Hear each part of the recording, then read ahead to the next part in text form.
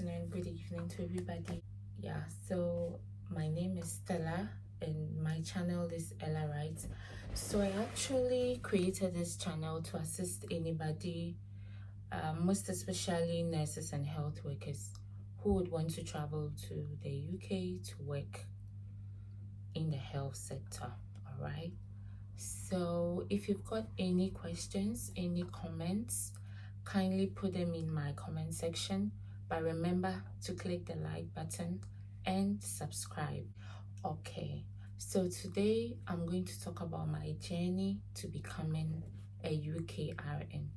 It's actually going to be a long video because it's a long story, but I'll try to keep it as short as possible. In Ghana, I trained at the Bolgatanga Nurses Training College. I trained there for 3 years. I did my diploma, and after graduating for the 3 years, I did my national service in the same region, that's the Upper East. And I was later posted also in the northern part of Ghana. So I worked there for 5 years, yeah. So in the first year of my employment as a nurse there, a friend called me. Well, I think I have to mention her name. She will not have a problem with that. Justina called me. I was like, Stella, have you heard of this international English language testing system? I said, what is that? She said, oh, it's actually an English test you write if you want to practice outside the country. I said, okay, good thing, but I want to do my degree first. So actually delayed me a bit. I did 2 years there, and before I was done with my degree, she was almost leaving for the United States. Yeah, so even before that, every month she called me. Oh, Justina, don't worry, I'll write. Oh, don't worry, I'll write. I kept postponing. I know there are a lot of people out there who would equally feel this way or who are going through a similar situation. I kept procrastinating. I kept postponing. Oh, I'll write next month. No. I want to finish with this. I'll write the other month. That's what was going on. So I kept postponing. Then this was, oh, I want to finish with my degree. She said, fine, go ahead. So when I finished with my degree, that was in 2021, I guess, I then decided to take that bold decision and write this English exam. She used to tell me, I know if you write this thing, you pass. And I'll go like, hey, I heard this thing, it's not just English. Oh. You need to practice for months, you need to practice for years.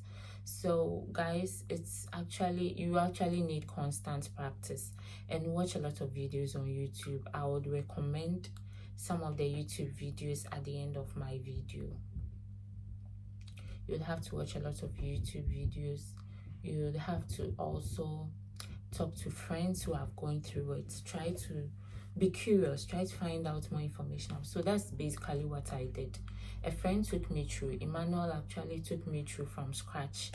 And then I equally watched a lot of videos and I made sure I practiced. I practiced a lot. So it helped. It helped with it.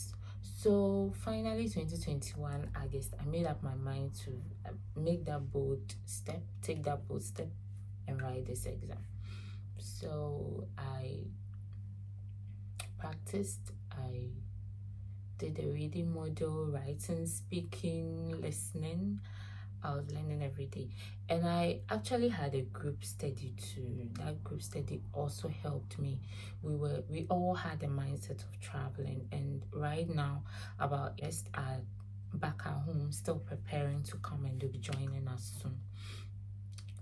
So I wrote, and God being so good, I made it. That I had started my registration with the NMC.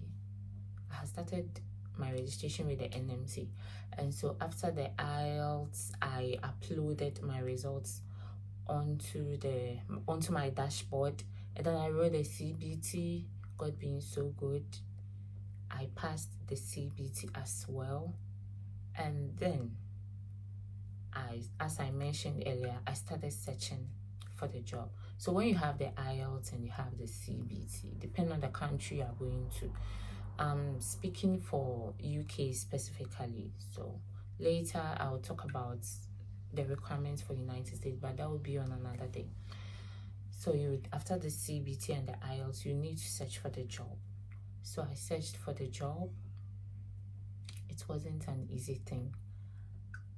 Actually, I made a mistake of applying to any job. When I just see registered nurse, I just apply without reading the job description. Sometimes the job description will tell you whether your employer is looking for an international nurse or somebody who is already staying in the UK. So that's basically what I did. I had, and God being so good, I had a job. I had the offer. Yeah, I had a job offer. Same. I had a job, and then I was given the certificate of sponsorship. That is what I used to apply for the visa. And in thinking about a week or two, about a week, I had a visa. And then I sent it through an email to my employer. My ticket was booked, and voila. And voila, I'm here now. So actually with the UK NMC requirements, you need an Ielts, that's an English test, and there's also another type of English test known as the OET, that's the Occupational English Test. You can read more about it on Google. Yeah, I didn't write OET, so I don't really have much experience when it comes to the OET, but for the Ielts, I can speak for Ielts because personally that's what I wrote. And any information I give out here, it is based on my experience and then the tips and information I had from friends, okay? So if anybody has any conflicting opinions, no problem, you can share that in my comment section. Anything new, you can type that in my comment section. We are all here to learn from each other, okay? Nobody knows more than the other, so I'm ready to learn, and you also be ready to learn from me. So after getting here by grace, I was trained to write the OSCE. That's the practical exam you write, and then get your pen so that you can finally be added to the Nursing and Midwifery Council of UK's. Ready?